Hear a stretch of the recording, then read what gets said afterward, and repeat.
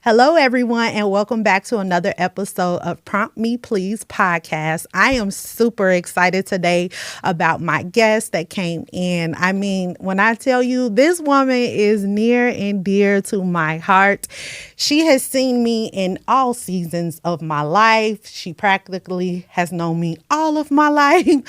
She is a mom. She is a wife. She is a community advocate, a team player, a team leader, just an all stellar, all around woman. And she's a girl's girl, And so I am so pleased and excited to introduce to you. Some may know her, some may not, and that's okay. This platform, you're going to get to know her, and we're going to dig a little deeper for today's topic. I introduce to you none other than Mrs. Yolanda Fields. Hello. Hey, Mom, you're here. I am, and I am so excited to be here. Yeah. So thankful for you and all of the amazing ways that God is using you to do incredible things. Yes. So let me tell you guys, how God did his thing, okay? Because things happen. I had a guest and, no fault to them, but things happen. And originally I had you in mind for March. We talked about it. I called her. I was like, but Mom, you be busy. And she was like, but I'm going to show up for you. So I'm like, okay. I'm going to get her in April, y'all. And so then my person had fell through. And so then I was battling in my mind. I was like, no, it's too short of a notice. She's busy. She got things to do. And then the other part of me was like, you don't know. And she gonna get on your case because I could just hear it in your voice. You should have asked me. So I went ahead and I reached out to her and we were literally trying. We was like, what about this day? Oh, I got this. Well, what about this? And then she was like, well, what about tomorrow early? I'm like, how early? And she is here. So thank you, God. God did his thing. Cause I'm like, just when you think I'm trying to stay consistent doing this thing monthly, and then things fall through, things happen. Life happens, but I'm so grateful for your yes and that you just came through. Thank you. Always for you. I appreciate that. So I want to start you off with an icebreaker question.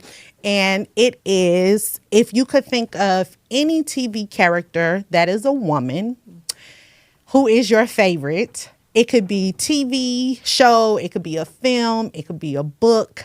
Who would it be and why?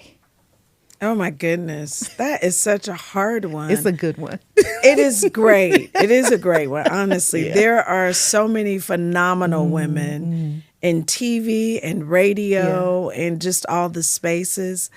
I think that, and this is really, I think, solely based on this person's range. Okay. Come on. If there was something I could do, it would be Oprah. Ooh, right? Okay, to act. Yes. Just all the spaces she's been in she shows and up. The influence that she has. So I would select that. Okay. Not my favorite actress. Yeah. Or, okay. TV person. Character. But I mean, she did her thing. She's in all spaces. She That is did. so true. Yeah. And just to hear, her story of her upbringing. Right now, when you said range, I was like, oh, is she going to say? I was thinking of Viola Davis. Right now, I'm reading her book called Finding And Me. it's amazing. Oh, my so goodness. I was like, it has you laughing. It's like a tearjerker, but I was like, she is amazing. Yes. Like, I love her upbringing of her story. TV character she is one of them because I love the role that she plays so many roles, but I love the role that she played. How to Get Away with Murder was my favorite role, seeing her in that light. And then my other person would be Kerry Washington, how she plays in Scandal. I was thinking about Carrie. Bad. So Carrie and Viola are my favorite actresses. Okay, mine too, right? yeah. But I think for me, the question was like, okay, it's more than just those things. And both of them, right, are like powerhouses in their own right. For sure. But Oprah is just, she took the thing and did what needed to be done with it. Absolutely. She sure did. So that was good. So my next question, what does it mean to be a woman in America today? Yeah, I think my initial answer, unfortunately, it is, and maybe fortunately, it is not possible for me to divorce my racial identity Absolutely. from my gender. Absolutely. Because I think the way that we are called to show up in this present day Yeah. is important. And so I think what it means to be a woman right now in America, a Black woman, Come on. it means being able, there's a way that we have to show up, and that is complete and secure. And I understand all of the ways that we've rejected all of the things that have, not served us well. And I'm still for that. Yeah. But I think in this present day in America, today, Black women have to show up in a way that is complete. It means that you are whole. Whole in mind, whole in body, whole in spirit, and that you are willing to do what needs to be done, not just for yourself and your family, but you got to have the next sister's back. And that's not popular philosophy right now, right? That's because right. I got to get mine. I got my hustle on, just all the things. And I think that being a woman right now is being able to fully realize that this is the time that we've been called into to be more than just beautiful. Yes. Yeah. Right? To be more than just the next hot item. Right. Right? But there's this authentic way that I think right now that being a woman is really needed. Now, I will also say that in terms of, some of my sisters who will reject that narrative, I get that. And so it is also a place where we make space for each other. Right. And so if you don't subscribe, if you're still out there just doing it for you, That's right. I ain't mad. Okay. I still got you. I'm still holding you up. But I think if we're going to move the needle on all of the things that are pressing our community, that is what it means to be a woman right now. And I think that you said something very key, right? It's like when you look at me and when you see me, there is no way that I can divide. Like, as you see, I am a Black woman, and then what it means to be a Black woman in today. You already touched on, my next point, because in the way in which we show up in the different spaces, it's very telling, like about the skills that we acquire, the additional strength that we have to carry when we're navigating these different spaces on a day-to-day. And, I just love being a Black woman, period. But, I think that us having to be in these spaces, I was telling this to one of my best friends. I'm like, you're representing for the culture. And a lot of times, like when we're in these spaces, that's not the first thing that's on our mind. But I'm like, it's like a mental that we're subconsciously carrying too. Yeah, it's the privilege and the burden of being a Black woman, right? Like whether we fully accept the privilege of it, when we walk into a space, we really are bringing with us all of those behind us and standing on the shoulders of those who've gone before us. And so this idea that we're able to separate ourselves from other Black women or from our Blackness, from our womanhood. Right. Can't. It's a misnomer. I don't know how we do it. Can't. I don't. Especially in this day and age when we are rocking. Like Absolutely. we are carrying this country. Come on Stop. Like the foolishness that exists would be even greater if we didn't have the Jasmine Crockett's, That's right. calling out the the stuff that, some other people are too afraid to do. And so, and I will tell you that I am so thankful for your generation. Okay. Because I think for me, the way that I grew up and the way that I acclimated myself into corporate culture, in the beginning, that there really was this denial of my authentic self. I can see that, And this generation is like, no, we're not code switching. We're not doing. I'm like, why yes, am I doing that? I love y'all. Like, why would we? So kudos That's to awesome. your generation. That's a good point. For stepping up. Some would question, why do women need a month-long celebration? Men don't have a month-long celebration. So what do you have to say to those people or those that think that? I would say that we need a year, just like Black History Not Month. just a month. And it is because of the oppression that we have experienced. It is because of the ways that we've been discriminated against and held back. Yeah. And so I think it says for women who've gone before us, we celebrate you. We stand on your shoulders. We thank you for your contribution. And for the sisters, for the girls that are coming behind us, it says that we're paving a way for you. Absolutely. And we are celebrating all that we are, all that you can become. And with all of our issues and concerns, we are still amazing. Yeah, we still are. We are. Yeah. And so that just deserves to be celebrated. Yeah, absolutely. I would agree with Not you. that men are not. Right. But There's it's some good men. It Come is on. Women's History Month. Come on. And let's celebrate and acknowledge that. That's right. Who are some notable women that you can think of that you would like to highlight during, a month like this? There are always women who have paved the way publicly, whether we're talking about science or arts or business. And I am so thankful for their contributions. But I think when I think about influence and people who had close proximity to my life, it's going to be my mom. Yeah.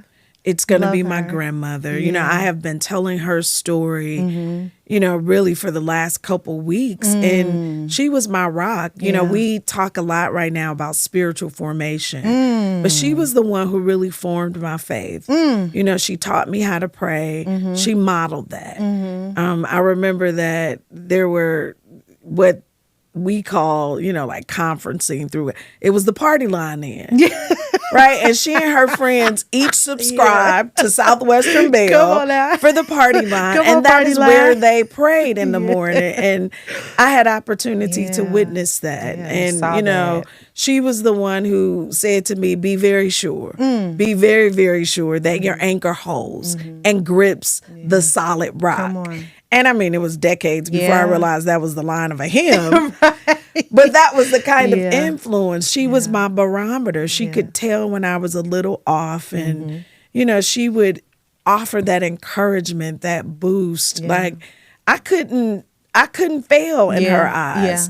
And she expressed that, I think, in ways that sometimes women during her generation did not. And then my mama just held it down. Yeah, period. After she and my dad divorced, she held it down and did what she needed to do. So those are the women. And then there are lots of other women now that I seek out for mentorship who are holding me up when I fall down, who are whispering in my ear, girl, don't give up. You got this. You can do it. That's so who needed. are holding the duality of what I often feel, right? Like, I don't feel strong today.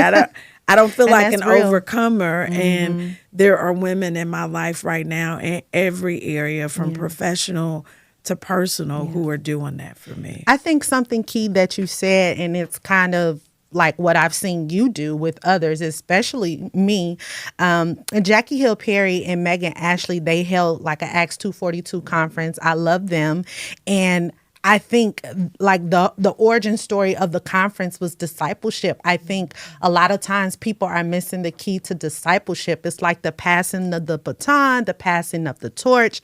And I'm like, where is the discipleship? And so when you speak about mentorship, it's discipleship, and it's and it's so needed, because I'm like, that's how we could keep these conversations going. That's how we could keep these traditions coming. And a lot of times it's just like a need. And when I think about why mentorship is so important to me, I think of you. I think of Nina Southward. I think of Tanya Reid. I think of, my favorite teachers when I was growing up and the things that they've instilled in me, right? Like the discipleship of it has to be passed down to carry on. And when that's missing, I'm like, that's how the generational curses keep going, and that's how things are not stopped, within the bloodline and so forth and so on, spiritually. And so when you talk about your grandmother and your mother, and then even the other women that you have in your life, I'm like, the consistency there is discipleship. Yeah, it is. It's interesting that you would call it out that way. I remember 24 years ago, when I became a pastor's wife, I, just went before the Lord and I was like, Lord, send me somebody who has walked this walk that can really help me navigate this unknown territory. And there was silence, just crickets. And I was like, Lord, What? what the world? Where they at? Where are they? And, slowly but surely, as I opened my eyes and saw all of the pastors' wives around me, each of them offered a different area of mentorship with me. And so even that discipleship and mentorship often doesn't look the way that we want it to. Yeah. Whether it is you and your mind thinking that we're meeting monthly, Right. I'm calling you, you call. Right. I mean, sometimes Right. each of us have our own idea of what that looks That's like. right. And so for me, I had to release what I thought that should look like and open myself up to what sometimes is variety. periodic, it's episodic, and that it sometimes comes in short conversations. Yeah, that's so true. Where people will drop those nuggets and you like, that was a whole bomb. That was good. Like, and then that is also mentorship. But here's one thing that I would really press upon all of us is that I think the one thing that needs to be true in mentorship is authenticity. I think for so long as women, we dress it up. Yeah. When people ask me about marriage, I'm like, this is the hardest thing I've ever done. Like, I love him. He ain't going nowhere. I said at the reception, it was to death do us part. Mine are his, somebody's nine. But it's hard. Yeah. And so to be able to say, the things that need to be said in a way that is true and authentic and will resonate with people's pain. That's right. I think is how we have to approach That's right. mentoring and discipleship. And the other piece is that at some point, our truth is not relative. In mentorship, I have to be able to say, well, here's the truth of the matter. Here's the truth of God's word. Right. Okay, I may admit I ain't following it like that right now. I'm pretty raggedy. But this is the truth. And absolutes exist. Yes. And we have to become okay with that again. That's right. And it made me think back to you guys, like my mom officiated my wedding ceremony. And you were the flower girl in my wedding. That's right. And so I felt like it was, to me, like true honor and privilege for you to see us at a high moment, and then my husband and I calling on you and Dad like, yeah, we need a check-in, and see us at a low moment. But also, you guys giving us some of your challenges of your marriage too. Like, just because we're pastor and first lady and minister, it doesn't mean that we don't have our own struggles. So that was an authentic moment too. Like, we received it so well because it was through love. Like, I'm like, we knew that you guys wanted to see us get married and stay married and fight for the marriage, and so you all doing that on our behalf too. So once again, like, that's just a key element of mentorship. It is. And I think our relationship is a little different because we love you all genuinely. But I think that's the other thing for women. Like, our relationships have to be marked by love, right? That love that says that even if I don't like you, I still want what's best for you. Right. And that means that I am not going to do things that harm you. Correct. Yeah. And so sometimes when we're talking about mentorship and discipleship, we aren't able to really live that out fully because we don't know how to possess that genuine love that exhibits itself through authenticity. That's true. Yeah.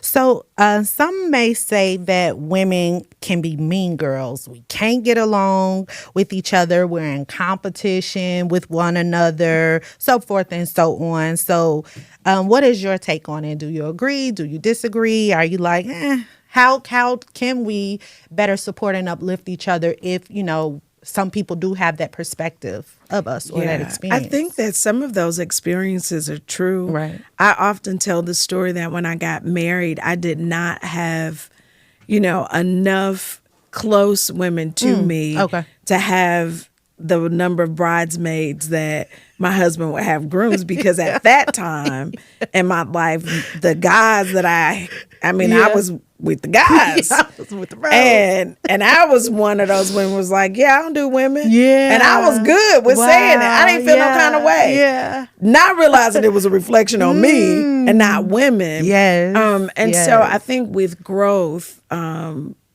maturity, I realize now that what people say about women is true. Some of us are petty. Yeah. Yeah. Some of us are not looking for opportunities to connect, and mostly because we've been wounded by other women, or the scars that we carry never really fully healed. And so I don't even know how to move forward with a woman in a way that seems real. And so the answer to the question, I think, is yes. You know, in some ways we are all of those things. But I think there is hope that just because that is part of the narrative, that there are some of us who enjoy genuine relationships. Absolutely. We have one another's back, that we are hoping and praying and willing them on to success or whatever, you know, their best self is. And so I think it just requires work. And sometimes we don't want to put in the work. Not willing to put in the work. We're not willing to put in the work. I have been scarred by women. Right? Even today, I have some people in my circle who are they're on my team, but they're not by my side. And I recognize that, and it's okay. It's okay. The Lord allows me enough discernment to be able to see the people who are on the team but not by my side.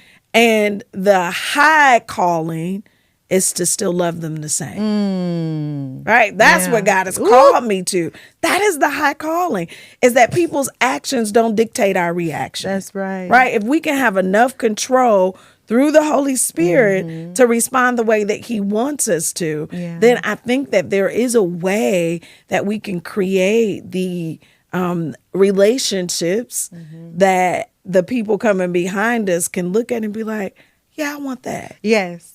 Absolutely. I want to do it that way. And can have it. You can have it. You can.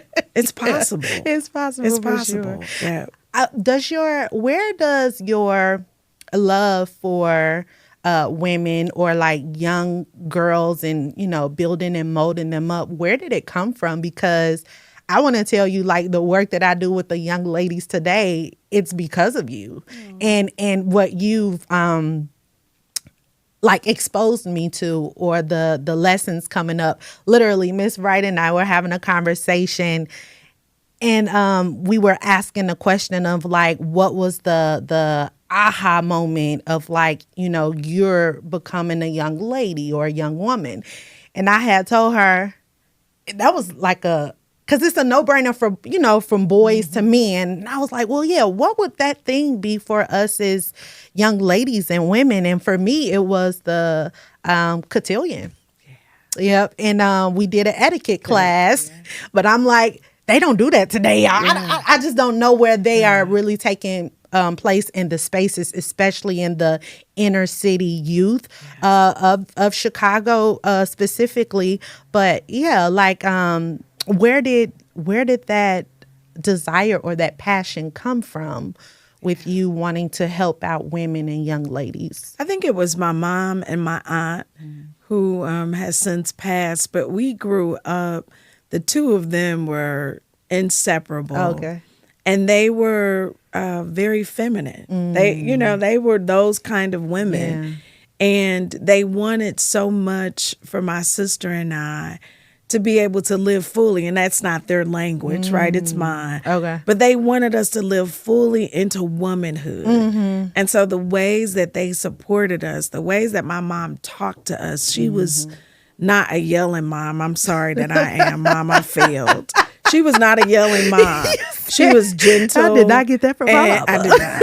She was gentle, and all of that reinforced for me what I thought womanhood should look like. Yeah.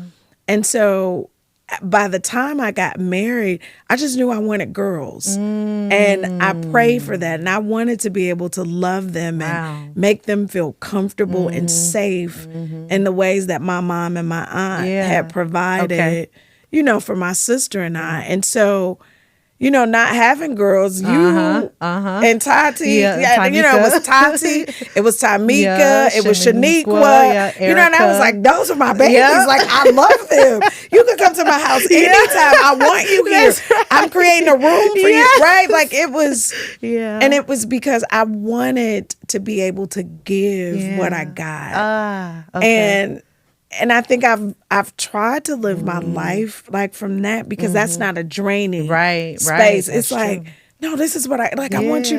And because I believe that when we have been loved well at home, that's right, and with other people, we love better. Yes. Right. Yes, agreed. Like, I could love other women because I don't feel inferior. Right. I can celebrate you. Right. And it's all because that is how my mom and my aunt showed up. Okay. I never, ever heard my mama talk about another woman to this day. That's so good. It has never happened. So good. Wow. And so that was not part of, my ethos. Like, that ain't what we do.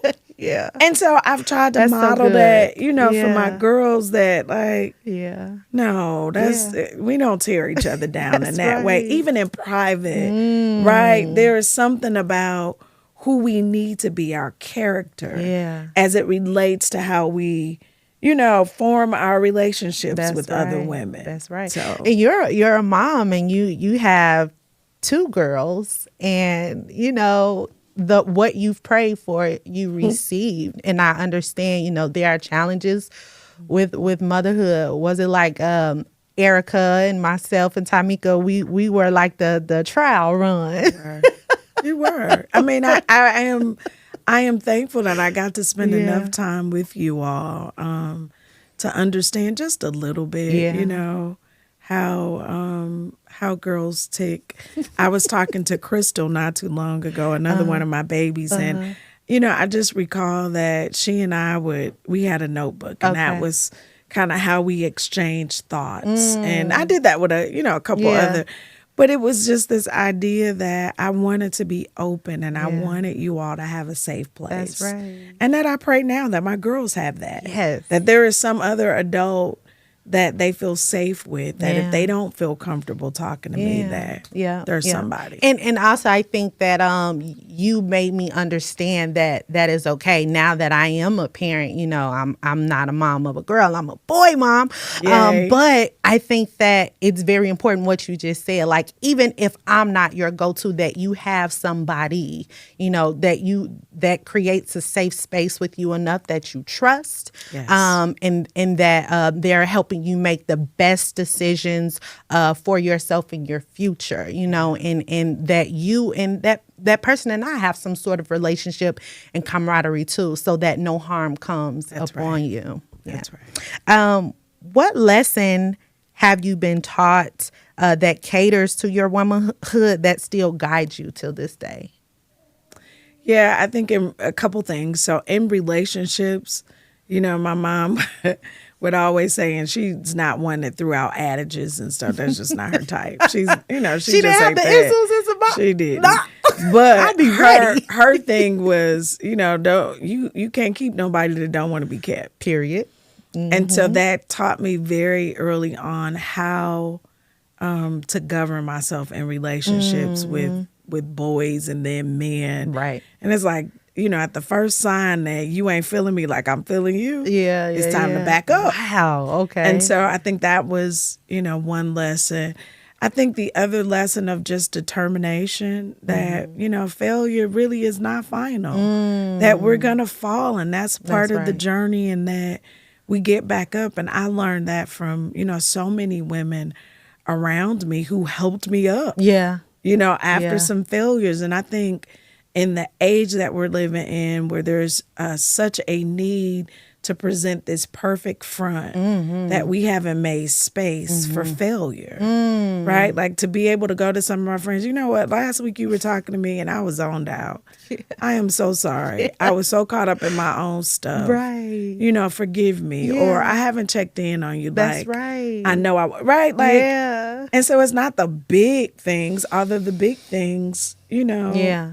I mean, sometimes our character isn't consistent with who we want to be, and being able to have a safe space to admit that too. And so I think that is a lesson. And then the last lesson for me that I am learning, and it really is how to love without expectation of return. That's right. Right? Like I am loving on some women right now that I know are talking about me behind my back. I know they are, because God has already shown it to me. Jesus. But I want what's best for them. Wow. Yeah. Right? Because our destinies are so connected. Yeah. Right? Like as a group of people, we don't all get to move forward until we realize the connectedness of our successes and failures. Oof, that was so good.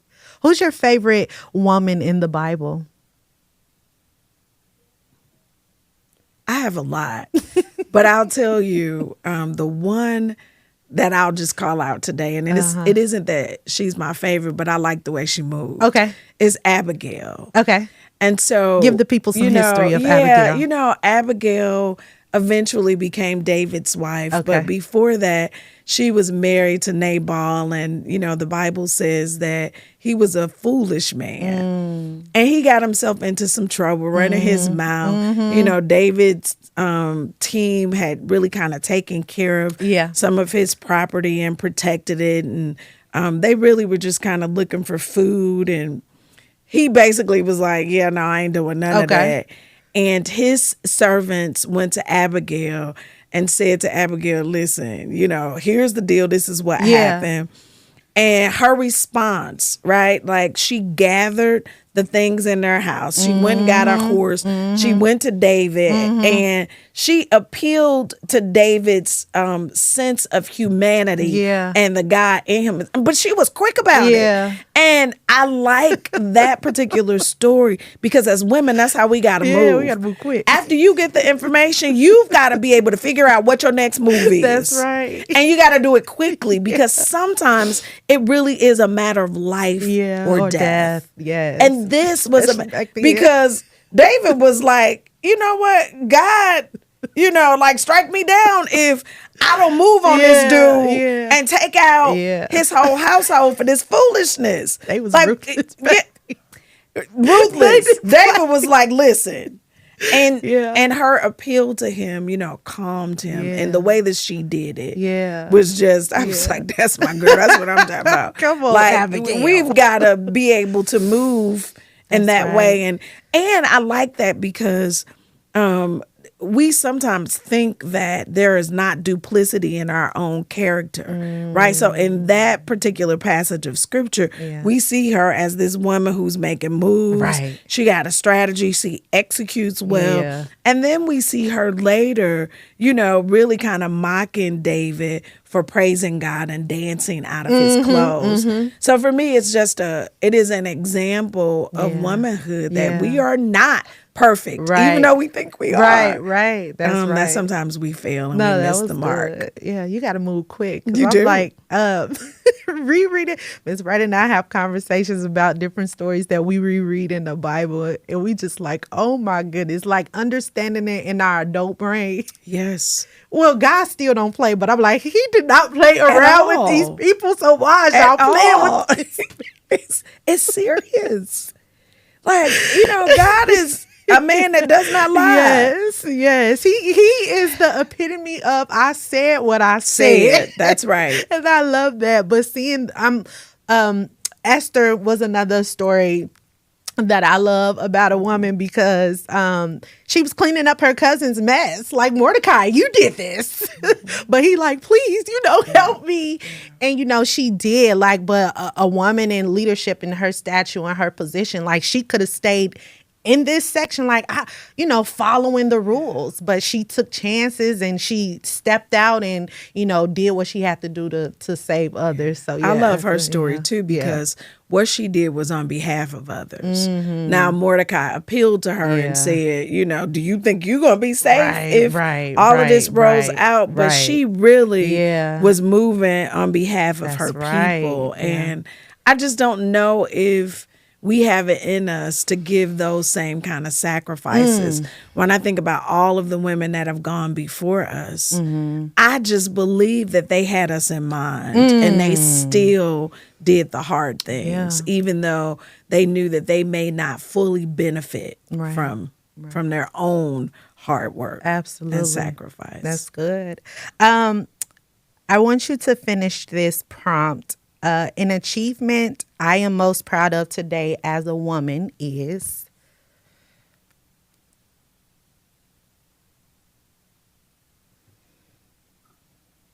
learning to be true to my authentic self and operating in a way that is consistent with that. That's so good. Yeah. I think that is awesome. I do want to give you your flowers before we leave. You always speak great things into me, and I just want to speak some great things to you. I just want to say thank you for just being the woman in my life to help me become the woman that I am today. I see how well you do with others and other women. And I'm like, you are perfect for this episode because you really was the woman that I had in mind. Just being a part of a girl's Gworl. I think understanding your story and how you said, like, I was actually with the guys and I was one of the women that said, I don't hang around other females. But just seeing your elegance and your grace and how you love God and how you pray for others and how you love others that may not necessarily love you back, and just how you operate truly in your purpose. I know that God is pleased, and I'm just happy to meet you, to love you, to know you, to have this relationship with you, and just thank you so much. I love you. I love you. And I'm grateful that God sent you to me. Yes. So thank you guys for tuning in. That is a wrap on the Prompt Me Please episode. I am a Gworl's girl.